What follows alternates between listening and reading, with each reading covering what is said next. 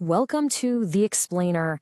We're going to tackle a huge economic question today, one that, honestly, it affects every single one of us right in the wallet. Inflation. Why does it feel like your money is just shrinking? Let's get into it. All right, let's just dive right in. You've been there, right? Staring at your grocery bill or the number at the gas pump and just thinking, wait a minute, that same $20 bill, it just doesn't buy what it used to. Not even close.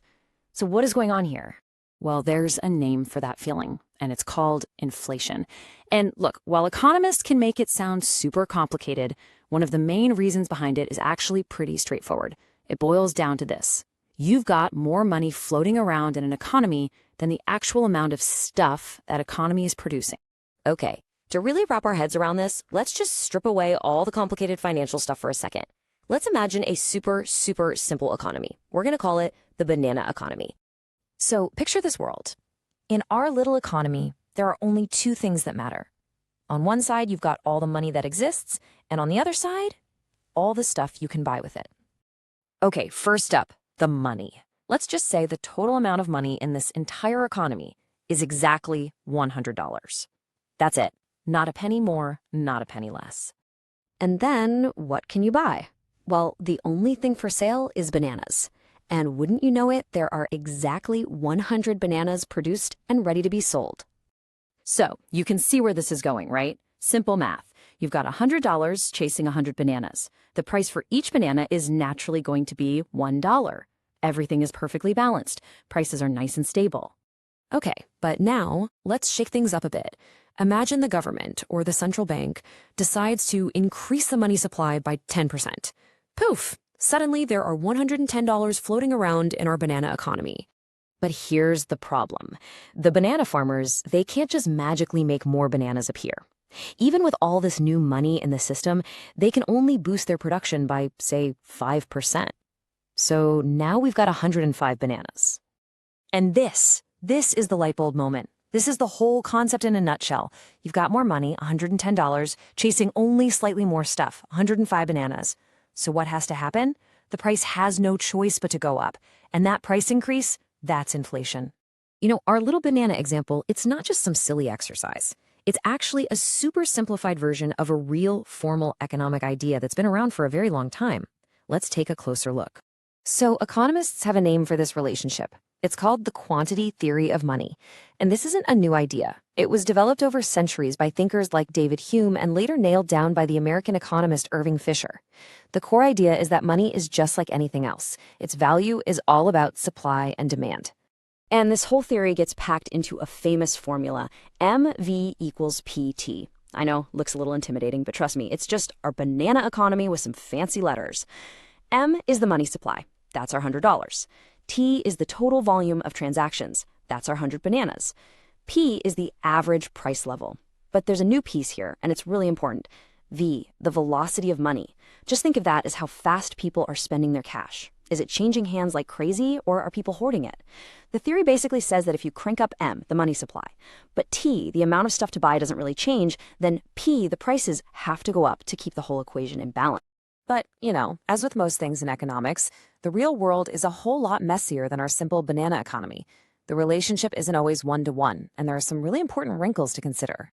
For example, some economists, particularly Keynesians, point out that inflation can really come from two different directions. First, you've got demand pull inflation. That's our banana scenario, too much money chasing too few goods. But you can also have cost push inflation. That's when the cost to actually make the goods, things like labor or raw materials, goes up, forcing companies to raise their prices just to break even. And yeah, there are actually times when a central bank can pump more money into the system and not see prices go crazy. Like what?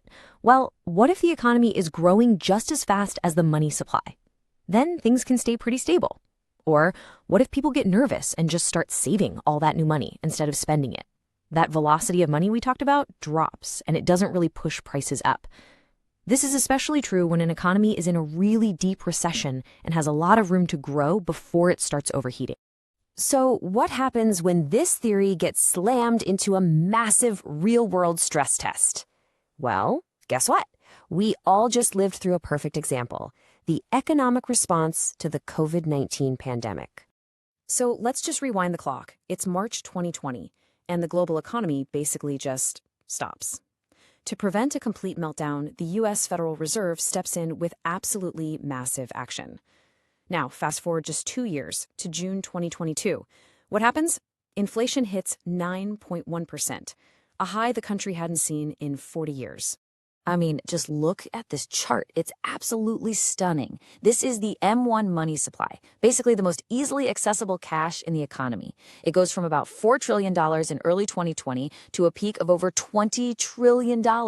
That's not just an increase, that's a historical, unprecedented explosion of money. And, to be fair, the policy did what it was supposed to do for jobs. After unemployment shot up to almost 15% in April 2020, it fell like a rock, down to just over 6% only 1 year later. So the economic support definitely worked to head off a much longer, deeper downturn. But here's the other side of that coin, the trade-off. While the economy was healing, inflation, which was basically zero in May 2020, started to creep up, and then it just took off, hitting that 9.1% peak. It was the banana economy on a global scale, way more money chasing a limited supply of goods that were all snarled up by the pandemic. So the big takeaway here is that the real world just gave us this incredibly powerful, large-scale experiment that showed the theory in action. The country did manage to avoid a much deeper economic crisis, but the price we paid for that was a serious bout of inflation driven by that absolutely massive expansion of the money supply. And this all brings us right back to you and why this matters. Understanding this incredible balancing act helps make sense of all those headlines about interest rates and government spending. It shows you how those huge decisions end up affecting your savings account and the price of, well, everything. And it leaves us with a really tough, fascinating question. Is a certain amount of inflation just the unavoidable price we have to pay to keep the entire economy from facing something much, much worse?